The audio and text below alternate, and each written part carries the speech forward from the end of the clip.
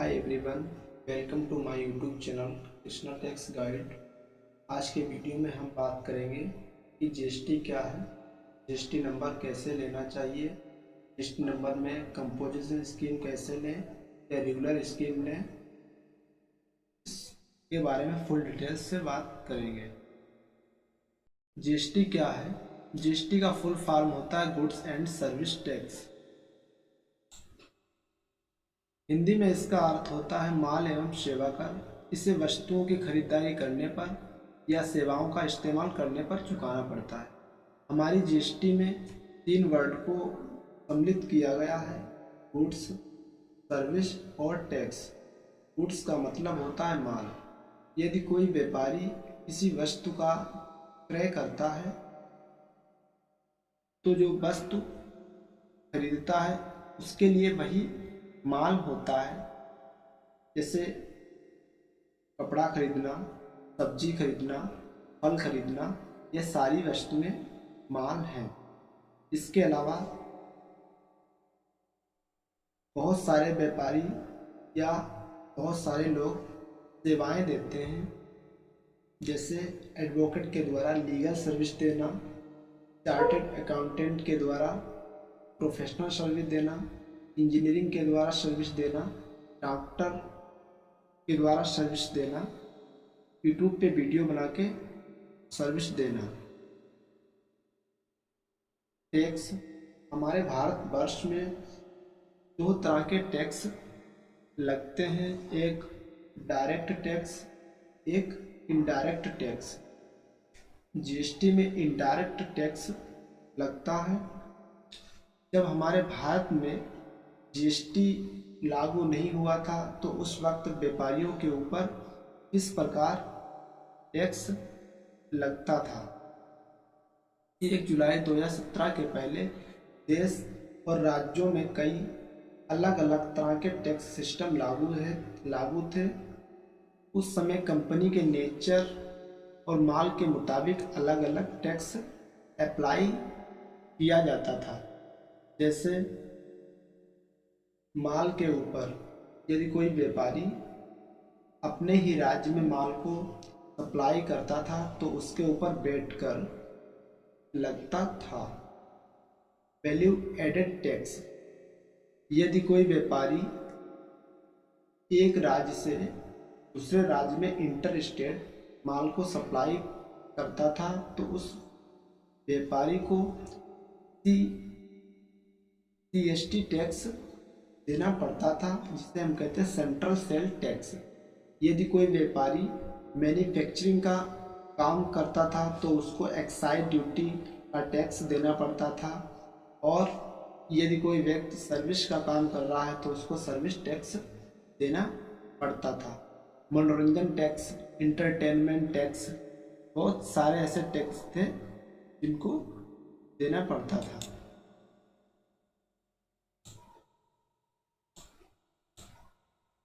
जैसे कि ये डायग्राम में देख रहे हैं, जीएसटी आने से ये सारे टैक्स को जीएसटी में इंक्लूड कर दिया गया है, तभी कहा जाता है वन नेशन वन टैक्स। जैसे बहुत कोई अच्छा आइटम होता था तो उसके ऊपर लग्जरी टैक्स लगता था। इंटरटेनमेंट टैक्स, मनोरंजन पे इंटरटेनमेंट टैक्स लगता था। एक्साइज ड्यूटी, यदि कोई व्यक्ति मैन्युफैक्चरिंग का काम करता था तो उसको एक्साइज ड्यूटी देनी पड़ती थी। एंट्री टैक्स, यदि एक राज्य से दूसरे राज्य में प्रवेश करना हो तो एंट्री टैक्स देना पड़ता था। Local tax, octroi tax, VAT tax, यदि कोई व्यापारी अपने ही राज्य में माल को सप्लाई करता था तो उसको वेट टैक्स देना पड़ता था। सीएसटी टैक्स, यदि कोई व्यापारी एक राज्य से दूसरे राज्य में इंटर स्टेट करता था तो उसको सीएसटी टैक्स देना पड़ता था। बहुत सारे ऐसे टैक्स थे जिनको जीएसटी में मर्ज कर लिया गया है। अभी भी हमारे भारत में जैसे पेट्रोल, डीजल, इनके ऊपर बैठकर बिल चालू है और जीएसटी में इनको अभी इंक्लूड नहीं किया गया है। ऊपर दिए गए विवरण से आपको पता लग गया होगा कि उस समय अलग अलग टैक्स लगा करता था, अभी सारे टैक्स को एक ही टैक्स जीएसटी में मर्ज कर दिया गया है। किसी भी तरह का व्यापार हो या सेवा हो, एक टैक्स लगता है। अब जीएसटी में गुड्स एंड सर्विस में सबको शामिल कर लिया गया है। जैसा कि आप डायग्राम देख रहे होंगे, जीएसटी आने से देश में व्यापारियों को कितना फ़ायदा हुआ और बहुत सारे टैक्स थे उनको ख़त्म कर दिया गया। जैसा कि हम सभी जानते हैं कि व्यापार के क्षेत्र में मोटे तौर पर 3 तरह की कंपनियां काम करती हैं। नंबर 1, मैन्युफैक्चरिंग की कंपनी, ऐसी कंपनी जो कि माल का उत्पादन करती है तथा तैयार माल को अपने व्यापारियों को बेचती है, तो ऐसी कंपनी को मैन्युफैक्चरिंग कंपनी की श्रेणी में रखा जाता है। ट्रेडिंग कंपनी,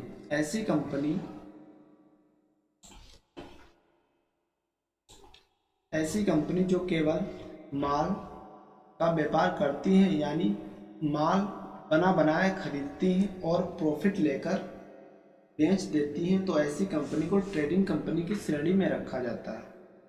जैसे बहुत सारे ऐसे व्यापारी हैं जो कंपनी से बना बनाया माल खरीदते हैं और डीलर को सप्लाई करते हैं और प्रॉफिट लेके बेच देते हैं, तो ऐसी कंपनी को ट्रेडिंग कंपनी की श्रेणी में रखा जाता है।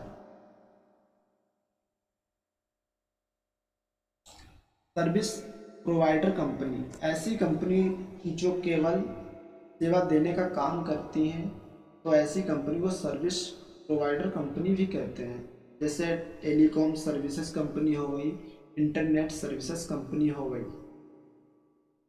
भारत में जीएसटी कब लागू हुआ था? हमारे पूरे भारत में जीएसटी 1 जुलाई 2017 को लागू कर दिया गया था। अब हम बात कर लेते हैं कि जीएसटी नंबर लेने की योग्यता क्या क्या होती है। कि व्यक्ति को जीएसटी नंबर लेना हो तो वह किस प्रकार ले सकता है। यदि किसी व्यक्ति को जीएसटी नंबर लेना है तो उससे पहले उसको उस व्यापारी को ये देखना होगा कि वह किस राज्य से बिलोंग कर रहा है, किस राज्य में रह रहा है, किस राज्य में वह व्यक्ति रह रहा है। यदि वह व्यक्ति सामान्य राज्य में रह रहा है कि विशेष राज्य की श्रेणी में आता है।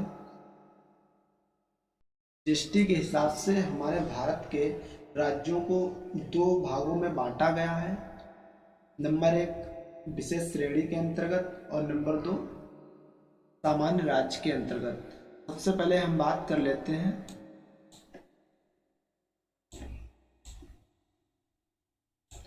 नॉर्मल कैटेगरी की। अगर किसी व्यापारी का टर्नओवर पिछले वर्ष में 40 लाख है या इससे अधिक है, तो ऐसे व्यापारी को जीएसटी नंबर लेना अनिवार्य हो जाता है। ये हम उन व्यापारी की बात कर रहे हैं जो व्यापारी सामान्य राज्य के अंतर्गत आते हैं। विशेष राज्यों को छोड़कर बचे सभी राज्यों को सामान्य राज्य माना गया है। विशेष राज्य की लिस्ट हम नीचे दे रहे हैं।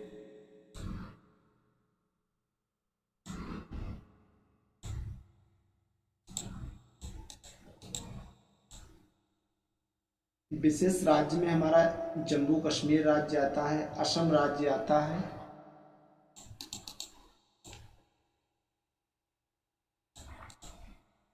अरुणाचल प्रदेश,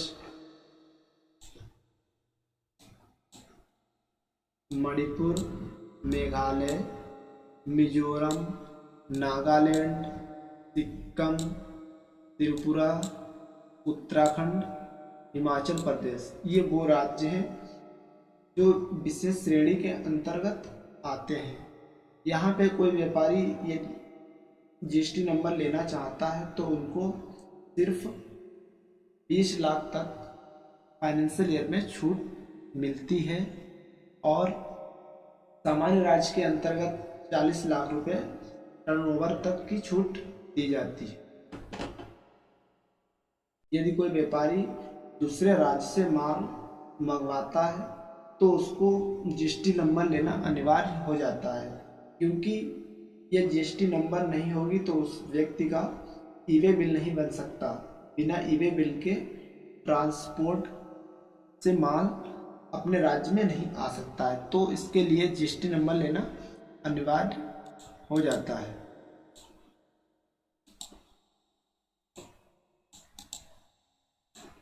अब बात करते हैं कि टर्नओवर क्या है।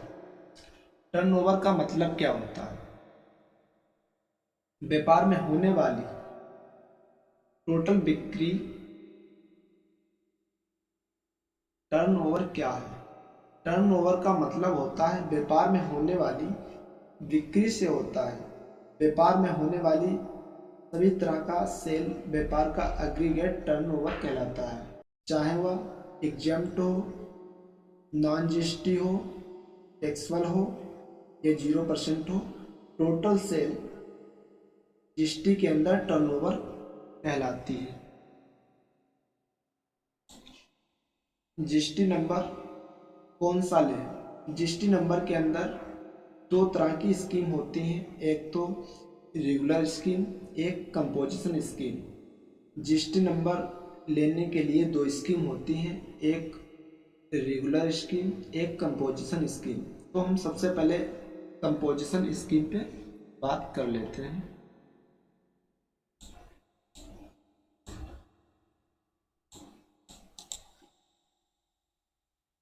हालांकि यह स्कीम छोटे व्यापारियों के लिए होती है।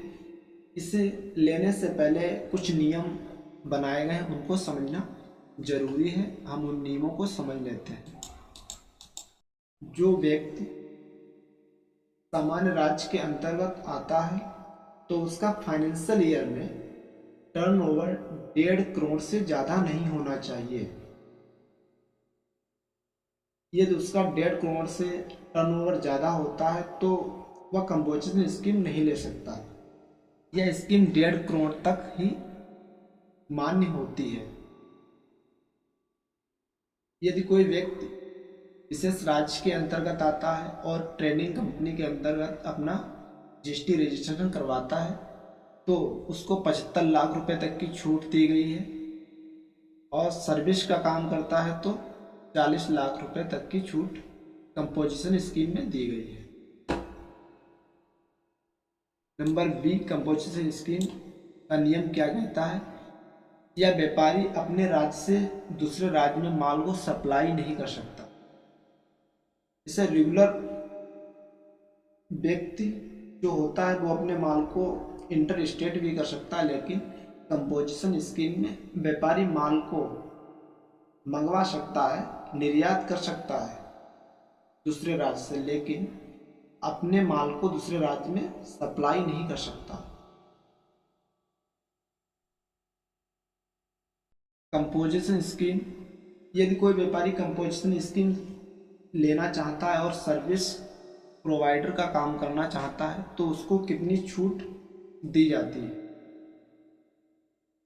यदि उसका टर्नओवर फाइनेंशियल ईयर में 50 लाख तक है या 50 लाख से ज़्यादा नहीं है तो वह व्यक्ति कंपोजिशन स्कीम ले सकता है। किसी व्यापारी ने कंपोजिशन स्कीम जीएसटी में ले रखी है तो वह व्यापारी माल देने पर और सर्विस देने पर ग्राहक से जीएसटी वसूल नहीं सकता। और नंबर सी क्या कहता है? ऐसे व्यापारी बिल पर कंपोजिशन स्कीम लिखा होना चाहिए ताकि डीलर को पता चल सके या व्यापारी कंपोजिशन स्कीम ले रखा है। जिस व्यापारी ने कंपोजिशन स्कीम ले रखी है उसको तिमाही रिटर्न फाइल करना पड़ता है जीएसटी में।